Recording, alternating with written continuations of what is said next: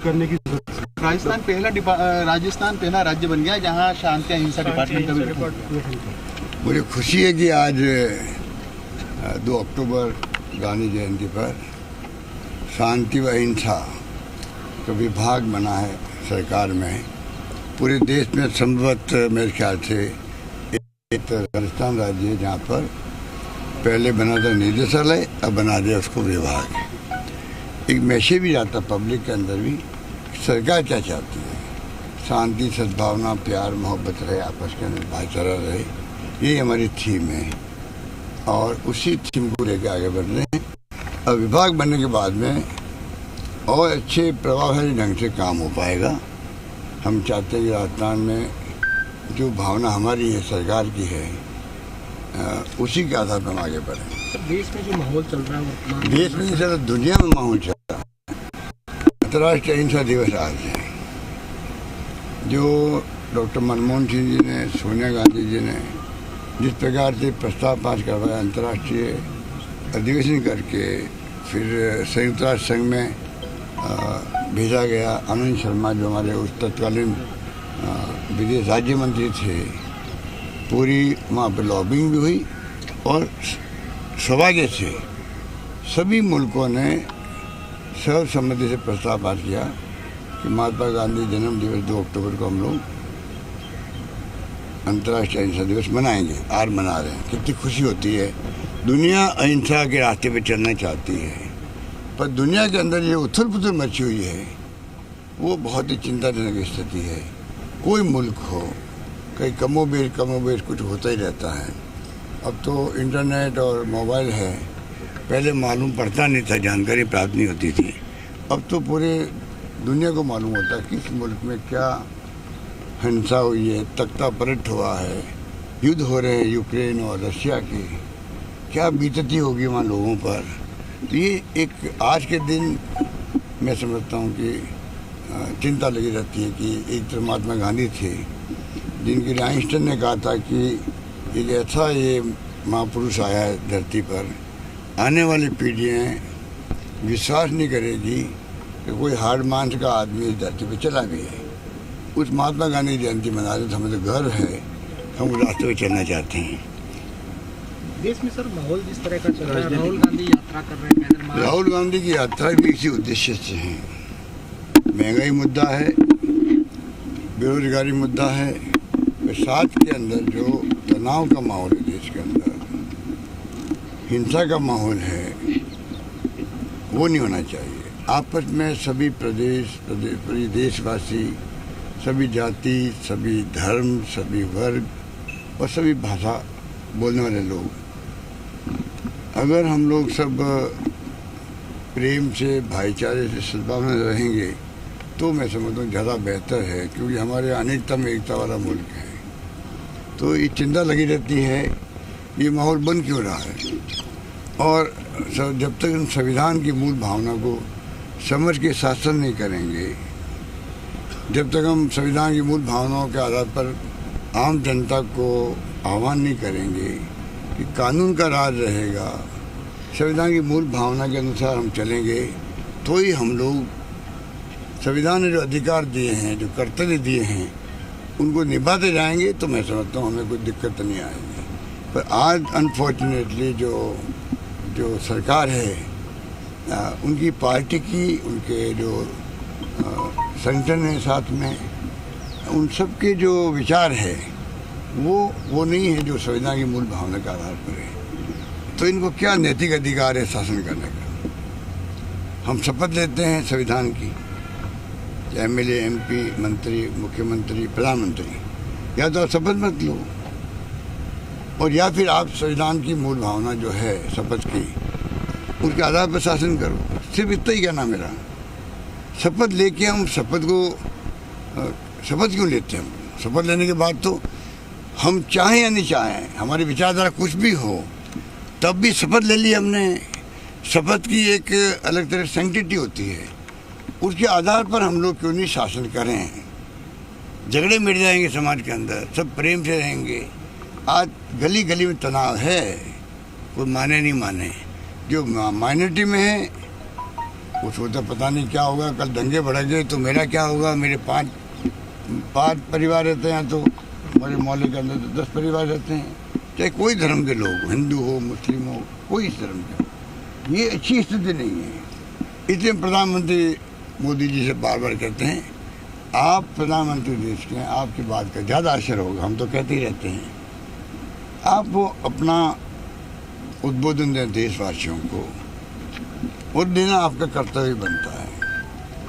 आपका कर्तव्य है, हम उनको कर्तव्य याद दिला रहे मोदी जी को। आप प्रधानमंत्री देश के, क्यों नहीं आप कहते हो कि मैं हिंसा बर्दाश्त नहीं करूंगा देश के अंदर?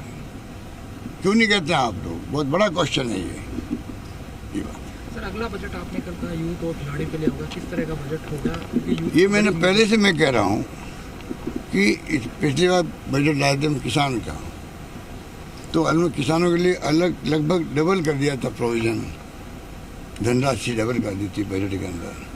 फिर कई छूट दी हमने किसानों को, बिजली के बिलों के अंदर भी 1000 रुपये तो उनका हम लोगों ने प्रतिमाह दे रहे हैं। तो करीब 8 लाख लोगों के तो बिल ही नहीं आ रहे हैं, 0 बिल आ रहे हैं। फिर जो कंज्यूमर भी है किसान, बाकी कंज्यूमर के लिए 50 यूनिट उन्होंने फ्री कर दी, और 300 यूनिट तक अनुदान दे रहे हैं। तो करीब 44 लाख लोगों के बिल नहीं आ रहे हैं, 0 हो गया। तो हम चाहते हैं कि आज इस महंगाई के दौर के अंदर, कोरोना की मार बहुत बड़ी पड़ी थी, तो उसके माहौल के अंदर हम क्या उनको सेविंग करवा सकते हैं। सेविंग करने का मतलब कोई वो घर के बचाए रखने की स्थिति में नहीं है, पर और अपने बच्चों के लिए, परिवार के लिए खर्च कर सके, कम से कम 2 जून की रोटी खा सके, छोटे मोटे खर्चे कर सके। आज उसकी स्थिति बहुत ख़राब है। तो मेरी जो थीम है वो है सोशल सिक्योरिटी की। भारत सरकार को हम बार बार कह रहे हैं, मोदी जी को कह रहे हैं कि आप मेरी भावना समझो। आज 21st सेंचुरी में चल रहे हैं, उसमें हम चाहेंगे कि सोशल सिक्योरिटी हर परिवार को मिले। वही परिवार लेगा जिसकी स्थिति खराब है, वरना परिवार लेना उचित भी नहीं समझेगा। तो क्यों नहीं हम लोग, जैसे हमने कई प्रयोग किए हैं, हेल्थ का किया है, लगभग राइट टू हेल्थ हो गया राजस्थान के अंदर। 10 लाख का बीमा किसे कहते हैं? ऑर्गन ट्रांसप्लांट फ्री 10 लाख के अलावा है वो।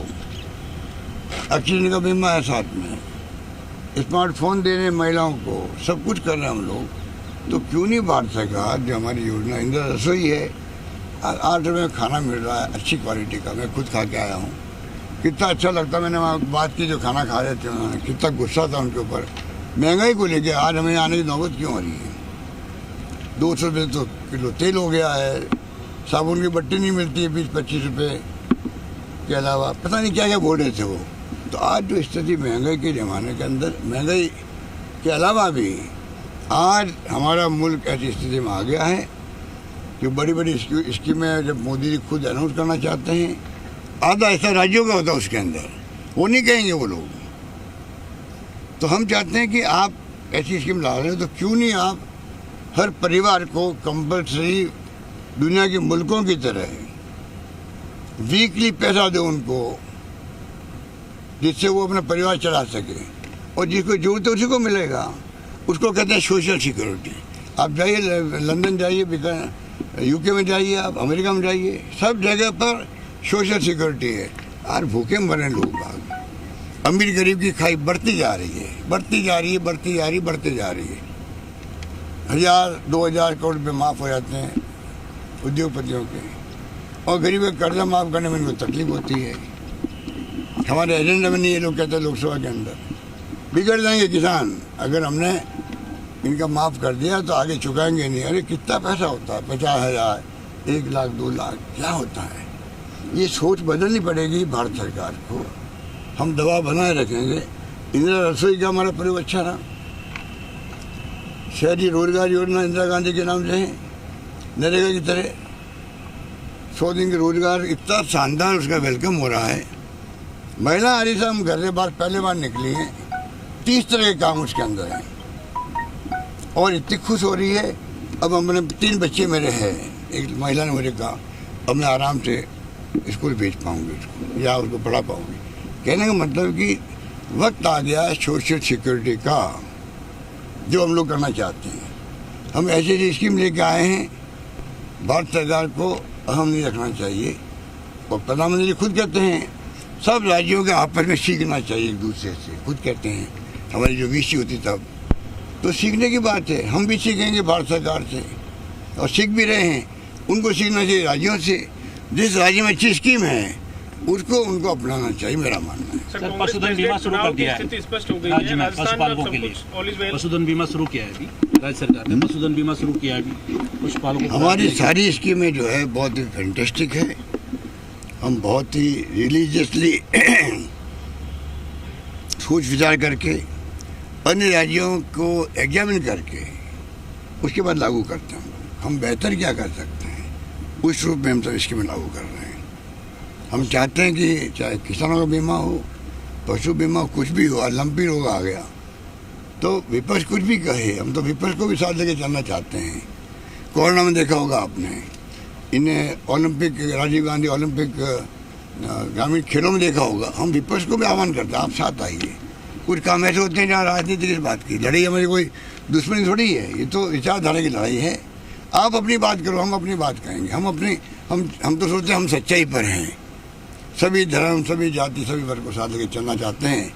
आप खाली एक वर्ग को भड़का रहे हो आप लोग। ये बहुत आसान काम है, दंगा करवाना बहुत आसान काम होता है, आग लगाना बहुत आसान होता है, आग को बुझाने में टाइम लगता है। दंगे भड़का दीजिए, दंगे को शांत करने में टाइम लगता है, वो वाली बात है। हम तो अपने रास्ते पे चल रहे हैं, रास्ता सच्चाई का कांग्रेस का ही है, जिसके लिए राहुल गांधी यात्रा कर रहे हैं। प्यार से, मोहब्बत से पूरा देश रहे, शांति सद्भावना रहे। और जो रेस्पॉन्स मिल रहा है उनको, चाहे तमिलनाडु हो, चाहे केरला हो, और कल गए हो परसों कर्नाटक के अंदर गए, देखिए आप 2 लाख लोग किसे कहते हैं। तो आज बीजेपी बेचैन हो गई है, हवाइयाँ उड़ रही लोगों की। इसलिए राहुल गांधी को बदनाम करने में षड्यंत्र करके उन्होंने कोशिश करी। कितना इन्वेस्टमेंट किया होगा हम सोच नहीं सकते। प्रधानमंत्री बनने के लिए सोशल मीडिया का उपयोग किया, उसी ढंग से राहुल गांधी की यात्रा को, राहुल गांधी खुद को भी षड्यंत्र करके इन्होंने उनको डैमेज करने की कोशिश करी।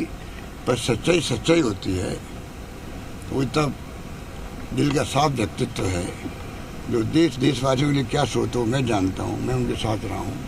तो मैं कह सकता हूँ कि बहुत शानदार इंसान है वो, और आप इमेज तो किसी बिगाड़ सकते हो, वो जो जनता समझ आती है। इसलिए मेरा मानना है कि उनकी यात्रा बहुत कामयाब हो रही है और पूरा देश देख रहा है उसको। और बीजेपी को समझ जाना चाहिए कि एक आपके लिए एक मैसेज है यात्रा के माध्यम से। सड़कों में पब्लिक क्यों आती है? जब आती है जब उनको कुछ अपनी बात कहनी होती है, लोकतंत्र के अंदर। घर बैठे बैठे कह नहीं सकते। तो जो आंदोलन होता खड़ा, कोई पार्टी करो, सीपीएम सीपीआई भी क्यों नहीं करो, लोग क्यों आएंगे भाई कि हमारी भावना, ये भावना जो बोल रहे हैं, ये लोकतंत्र है, उसी भावना के आधार पर वो आ रहे हैं। और सरकार को समझ आना चाहिए, अपनी गलतियों में सुधार करना चाहिए। और जो मैं कह रहा हूँ, जो कुछ भी हो रहा है देश के अंदर, उसको ठीक करना चाहिए, मेरा मानना है। सर, कांग्रेस प्रेसिडेंट चुनाव का स्थिति स्पष्ट हो गई है। खड़गे साहब को आपने नामांकन करवा दिया। देखिए, खड़गे साहब बहुत अनुभवी व्यक्तित्व धनी हैं। खड़गे साहब जो है 11 बार तो वो चुनाव जीते हैं, 9 बार असेंबली का, 2 बार पार्लियामेंट, और लंबा राजनीतिक जीवन उनका बहुत अनुभवी है, संगठन के लिए भी, और विधानसभा हो चाहे लोकसभा हो।